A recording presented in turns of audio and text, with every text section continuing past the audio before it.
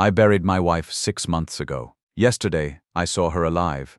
My name is Kenneth Miller, I'm 58, and I thought I knew what grief felt like. I stood at Jennifer's grave until my legs went numb, until the cold headstone felt warmer than my own hands. 6 months of waking up to silence. 6 months of nights staring at her side of the bed.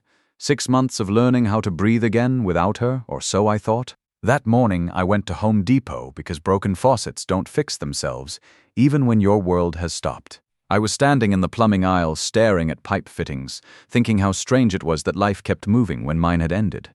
I reached for a copper elbow joint, and that's when I heard it, her laugh.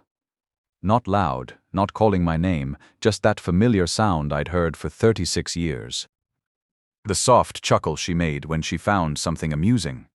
The same laugh that used to drift from the kitchen while she read her magazines. My hand froze. I turned slowly, my heart already pounding like I'd been running. And there she was, 3 aisles over in the garden section, holding hands with some guy I'd never seen before. Jennifer, same blonde hair she'd been dyeing for 10 years, same way of tilting her head when she talked. The woman I buried whose name was carved into marble. I dropped the fitting. It clanged on the concrete floor loud enough that people turned to look. Someone asked if I was okay. I wasn't okay. My feet were already moving. "Jennifer," I called out, my voice cracking like a teenager's. "Jennifer, it's me." She turned. For 1 second, I expected her face to light up the way it used to when I came home from work. Instead, she looked confused, genuinely confused, like she was looking at a stranger. "I'm sorry," she said slowly, carefully. "I think you have me confused with someone else." The words hit me harder than a 2x4 to the chest. Confused, like 36 years could be confused. Like I hadn't memorized every freckle on her face. "No," I said, stepping closer. "No, Jennifer, it's me, Kenneth, your husband." She stepped back. That movement hurt more than anything. Jennifer never stepped away from me, not once in all our years together. "My name is Ashley," she said. "Ashley Davis. I don't know you." The guy with her, maybe 50, put his arm around her protectively. "Is there a problem here?" I pulled out my phone with shaking hands and showed them our last anniversary photo. Me and Jennifer at Red Lobster, her wearing the blue dress I bought her. "Look," I said. "Look at this. That's you, remember? You ordered the shrimp scampi and complained about the portion size." She glanced at the screen. Just for a moment, something flickered in her eyes, a pause too long, a tightening around her mouth that I knew meant she was thinking hard about something. Then she shook her head. "I've never seen that photo before. You need help, sir. Maybe you should sit down." Her voice was exactly the same. Same slight rasp from years of smoking in her 20s. Same way of pronouncing certain words. This wasn't someone who looked like Jennifer. This was Jennifer. "The scar," I said suddenly. "Show me your left ankle." She froze. "What? You have a scar on your left ankle from when you stepped on glass at the beach in 1998. Show me." The guy stepped forward. "That's enough. You're scaring her," but I saw it in her eyes. Recognition. Fear. She knew exactly what scar I was talking about, because she had been there when it happened. I had been the one who carried her to the car, blood soaking through the beach towel. "I don't know what you're talking about," she said, but her voice was different now, shakier, and just like that, they walked away. I stood there shaking while an employee asked if I needed assistance. People were staring. A kid was crying somewhere because his mother had dropped her phone when I yelled. I didn't need assistance, I needed answers. Because if my wife was alive, then who the hell was buried in her grave? I should have gone home. Should have called my doctor, told him grief was making me see things. Should have driven straight to the VA and asked them to check if I was losing my mind. But I didn't. Something in her eyes when I mentioned the scar told me this wasn't grief playing tricks. This was real. I followed them out to the parking lot. They got into a white Honda Accord license plate, 7G4HNM. I memorized it without thinking. The same way I used to memorize work orders back when I was pulling wire through commercial buildings. I got in my truck and followed them. We drove maybe 15 minutes to a neighborhood I'd never seen. Smaller houses, older trees, the kind of place where people minded their own business. They pulled into the driveway of a yellow house with a picket fence. Real cozy setup, like something from a TV show about normal families. Then the front door opened and 2 teenagers came running out. A boy and a girl, maybe 15 and 17. "Mom, did you get the fertilizer for the garden? And can Tommy come over for dinner?" Mom, she hugged those kids like she'd been their mother for years. like she'd packed their lunches and helped with homework and driven them to soccer practice. The boy had her nose, the girl had her smile. I sat in my truck watching this woman who looked exactly like my dead wife, living a completely different life, with a different man, different kids, different name, different everything. But it was Jennifer. I knew it was Jennifer because of the way she touched the boy's hair when he talked. The same absent-minded gesture she used to make with our daughter Michelle when she was that age. That's when I knew this wasn't grief. This wasn't some psychological break from losing my wife. This was something else entirely. I drove home with my hands shaking on the steering wheel, sat in my driveway for 20 minutes before I could trust my legs to carry me inside. I called my daughter Michelle within an hour of getting home. She answered on the second ring, her voice bright and cheerful like it always was when she saw my number. "Dad, what's up? You sound weird. I saw your mother today." Long pause, the kind of silence that stretches out when someone's brain is trying to catch up with what they just heard. "Dad, we talked about this after the funeral." "Mom's gone. The grief counselor said it's normal to think you see her sometimes. I followed her home, Michelle. She's living in a yellow house on Maple Street with some guy named Nathan and his 2 kids. She's calling herself Ashley Davis." Another pause, longer this time. I could hear her breathing, could almost hear her thinking.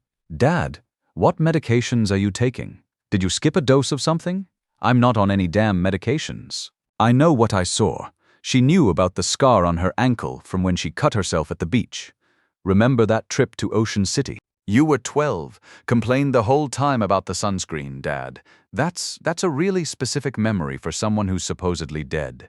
Exactly, because it's her. Michelle was quiet for so long I thought the call had dropped. "Stay there," she said finally. "Don't go anywhere. Don't do anything. I'm coming over right now." The way she said it made my stomach drop, not surprised, not worried about my mental health. More like someone who just realized their secret was out. Michelle arrived 45 minutes later. She had her own key, same as always, but this time she knocked first. Found me at the kitchen table with my laptop open, trying to find information about Ashley Davis online. "Dad," she said softly, sitting across from me like she used to when she was little and needed to confess something. "What exactly did you see?" I showed her the photos I'd managed to take on my phone through the truck window. Her mother loading groceries, her mother laughing with the man, her mother hugging those teenagers like they belonged to her. Michelle stared at the screen for a long time, too long. Her face went pale, then red, then pale again. "That does look like Mom," she said carefully. "It doesn't look like Mom. It is Mom." She set the phone down and rubbed her face with both hands. When she looked up, there were tears in her eyes. "Dad, I need to tell you something. Something I should have told you a long time ago." The bottom dropped out of my world right there. Before she said another word, I knew my life was about to change again, and not for the better. "Tell me." Michelle took a shaky breath. "Mom didn't die in that car accident." The words hung in the air between us like smoke. I heard them, understood each one individually, but they wouldn't connect into something that made sense. "What did you say?" "She asked me not to tell you. She said if you knew she was leaving, it would destroy you. She said you'd never let her go, that you'd fight for every penny in a divorce." I stared at my daughter, my own flesh and blood, sitting in my kitchen, telling me that my wife's death was a lie, and she'd known about it. "How long have you known?" "About 2 years. Maybe a little more. I found out by accident when I was helping her organize some paperwork for the bank. I saw bills for utilities I didn't recognize, insurance payments for a car I'd never seen. 2 years. My wife had been planning to disappear from my life for 2 years, and my daughter had known about it. She was living a double life, not exactly, more like testing the waters. She'd rent the house for weekends at first, then longer stretches, said she needed space to think about things. "What things?" Michelle looked away. "Your marriage, Dad." She said you two had grown apart, that she felt like a stranger in her own life. She met Nathan at some grief counseling group she was attending. Grief counseling for what? For the life she felt like she'd lost, her words, not mine. I felt like someone had hit me with a sledgehammer. So she faked her death. She found a woman at the hospital where she volunteered. Terminal cancer patient, no family except some distant cousin who lived in California and never visited. Mom befriended her, spent months with her before she died. The picture was getting clearer and uglier by the minute. She used this woman's identity. Michelle nodded miserably. When the woman died, Mom arranged for her body to be misidentified. The car accident was staged. Mom had been volunteering at the morgue, knew how the system worked, and you helped her. It wasn't a question. Michelle's face told me everything I needed to know. She said it would be better this way, cleaner. If you thought she was dead, you could move on eventually. If you knew she left you, you'd spend years fighting it, trying to win her back. Maybe I would have. Dad? She didn't want to be won back. She wanted to disappear and start over somewhere else, with someone else. I got up from the table and walked to the window.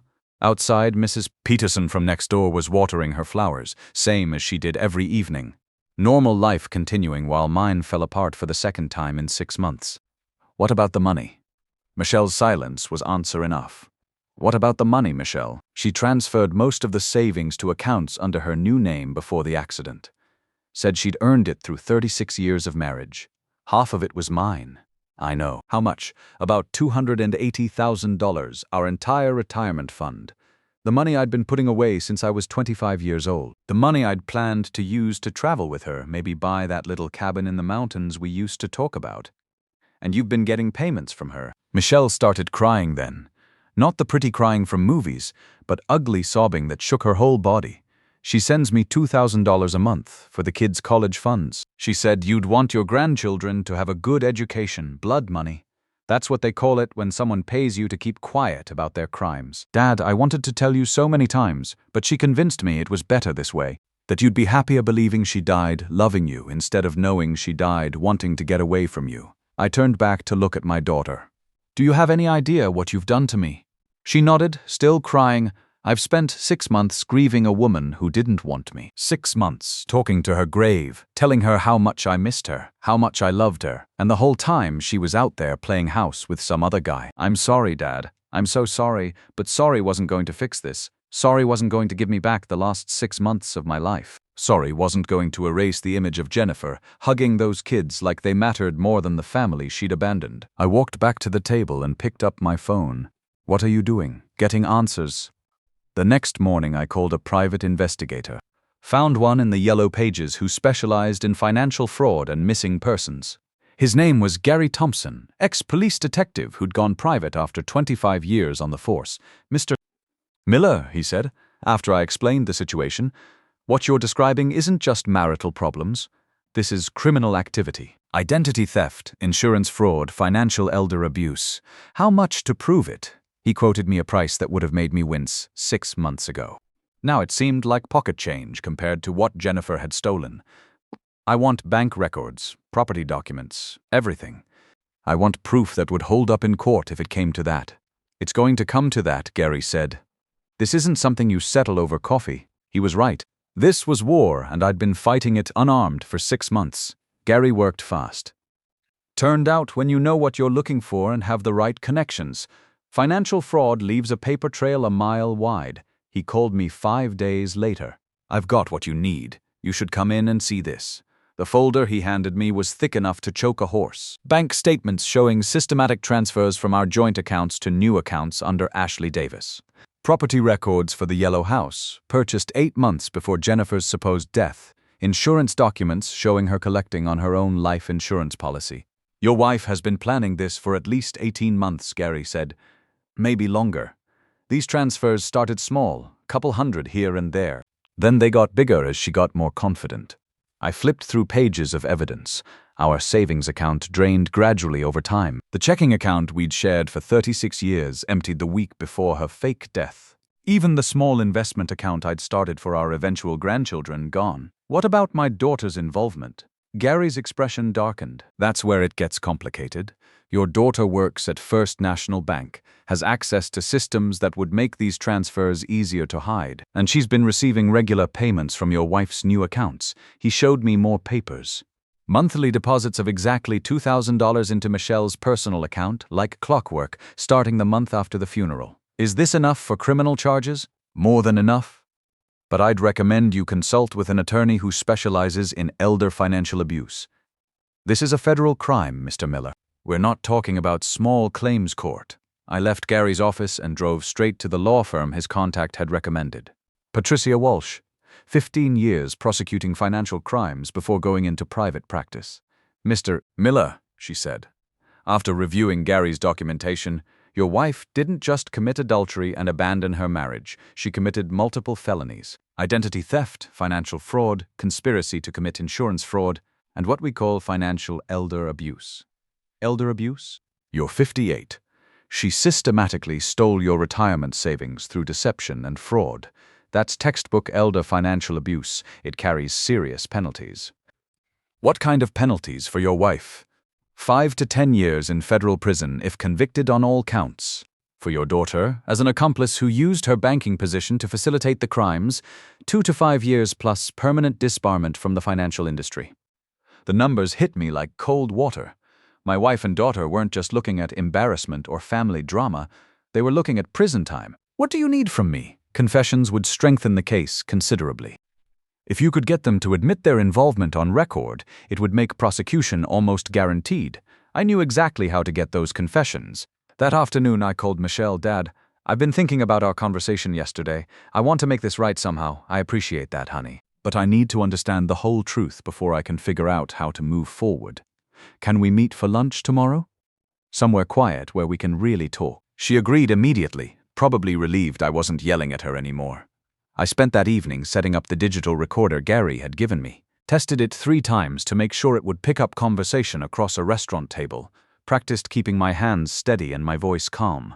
The next day we met at a diner outside town, the kind of place where nobody paid attention to other people's conversations. Michelle looked like she hadn't slept in days. Dad, I know you're angry. I know you feel betrayed. But I want you to understand why I did what I did. I'm listening. She told me everything. How Jennifer had been unhappy for years, feeling trapped in a marriage that had grown stale. How she'd started volunteering at the hospital to fill time, then met Nathan in a grief support group for people whose spouses had died of cancer. She said she felt more alive with him than she had in years, like she'd found herself again. So she decided to kill herself legally and start over. It wasn't supposed to hurt you this much. She thought if you believed she died in an accident, you'd grieve and then move on. Find someone new eventually. Instead of spending years fighting a divorce, trying to win her back, making both your lives miserable. Michelle walked me through the whole plan. How they'd identified the cancer patient. A woman named Dorothy Chen who had no family except a niece in Seattle who never visited. How Jennifer spent months befriending her, learning her history, gaining her trust. When Dorothy died, Mom was the only one at the hospital. She switched the identification, arranged for Dorothy's body to be prepared for burial while Mom disappeared.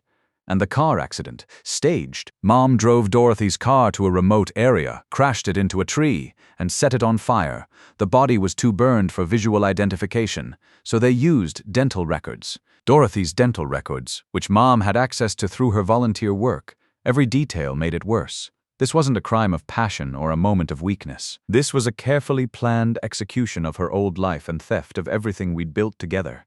What about the money transfers?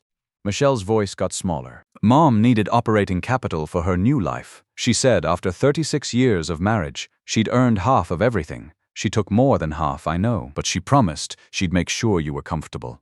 The monthly payments to me were supposed to be for your expenses, $2,000 a month. She said you didn't need much, that you'd probably downsize anyway.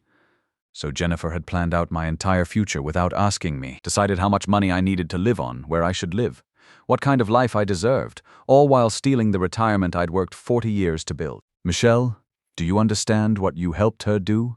My daughter started crying again. I thought I was helping both of you avoid a nasty divorce. You helped her commit multiple felonies. You took money you knew was stolen. You let me grieve a lie for 6 months. I know it was wrong. But I didn't know how to stop it once it started. You could have told me the truth. And watch you fall apart. Watch you chase after a woman who didn't want to be found. I reached across the table and took her hand. Sweetheart, you don't get to make those choices for other people, even people you love. She nodded, still crying. I need to know everything, Michelle. Every detail, every transaction, every lie. Because I'm not going to live with this. What are you going to do? I'm going to get my life back. 2 days later, Patricia filed the criminal complaint with the district attorney's office. Financial elder abuse, identity theft, conspiracy to commit fraud, insurance fraud, the works. Mr. Miller, she called me that afternoon, the DA has accepted the case. Warrants are being prepared for both your wife and daughter. I sat in my recliner with a beer and thought about what came next. Tomorrow morning, my wife and daughter would be arrested. Their mugshots would be in the paper. Michelle would lose her job, probably lose custody of her kids temporarily. Jennifer would lose her new life, her new identity, everything she'd stolen from me. The call came at dawn. It wasn't Michelle or Jennifer. It was Patricia. Kenneth, your daughter was taken into custody at 6 a.m. at her home. No resistance. Your wife was arrested at 7 a.m. at the address you provided. Both are being held pending arraignment. I closed my eyes and let those words sink in. Somewhere across town, Michelle was sitting in a holding cell, probably crying, probably wondering how it had gotten this far. And Jennifer was learning that her carefully constructed new life had just collapsed. My phone started ringing an hour later, Michelle calling from jail. I didn't answer, then her husband called. Then my sister. Then people from the old neighborhood who'd somehow heard the news. I ignored them all. At noon, I drove to the yellow house on Maple Street. Not to gloat, not to explain myself, but to end this properly. Nathan answered the door. Up close, he looked older than I'd thought. Maybe 55, with gray streaks in his hair and worry lines around his eyes. You're the husband, he said. Not a question, I am. She's not here. They arrested her this morning. I know, he studied my face for a long moment. You want to come in? The kids are at school. I followed him into the living room. Jennifer's things were everywhere. Books, magazines, a coffee cup with lipstick on the rim. Evidence of the life she'd built while I was grieving her death. How much did you know? I asked. Nathan sat heavily in an armchair. Nothing. I thought she was a widow named Ashley Davis. Met her at a grief counseling group after my wife died of cancer 2 years ago. She played you too, apparently. He looked around the room like he was seeing it for the first time. The police took boxes of stuff this morning. Financial records, computers, photo albums. Told me this whole house was purchased with stolen money. My retirement money, Jesus. He rubbed his face. My kids called her mom. She helped with homework, came to school events, cooked dinner every night for 2 years. I'm sorry about your kids, and I was. Those teenagers hadn't asked to be part of Jennifer's elaborate lie. They'd just wanted a mother figure after losing their real mom to cancer. What happens now? Nathan asked. She'll go to trial, probably prison if she's convicted. And us? My kids and me? That's between you and whatever feelings you have left for someone who lied to you for 2 years. Nathan was quiet for a long time. Then he said, I really loved her, you know. Thought I'd found someone to spend the rest of my life with. I thought the same thing 36 years ago. I left him sitting in that living room, surrounded by the pieces of his broken life, and drove home. The legal process moved quickly after that. Michelle took a plea deal, 18 months in minimum security prison plus restitution. She lost her banking license permanently and had to surrender custody of her kids to her ex-husband temporarily. Jennifer fought the charges initially, hired an expensive lawyer with money she didn't legally have, but the evidence was overwhelming. Bank records, recorded confessions, documentation of the identity swap. Even her lawyer eventually advised her to take a deal. She got 3 years in federal prison plus full restitution of the stolen funds. The court ordered the sale of the yellow house and the return of all assets to their rightful accounts. Jennifer died 6 weeks into her sentence. Heart attack in the prison infirmary.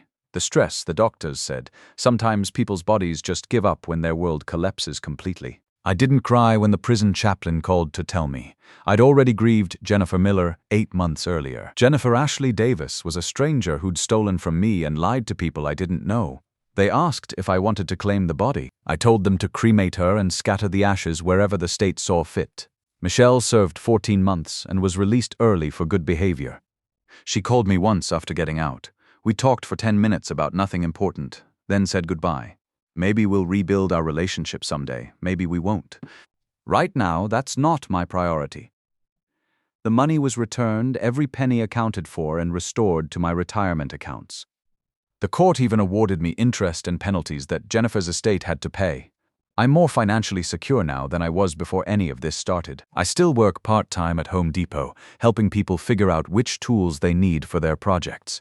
It's honest work with honest people. When someone asks me for advice about fixing something broken, I tell them the truth about what it'll take and how much it'll cost.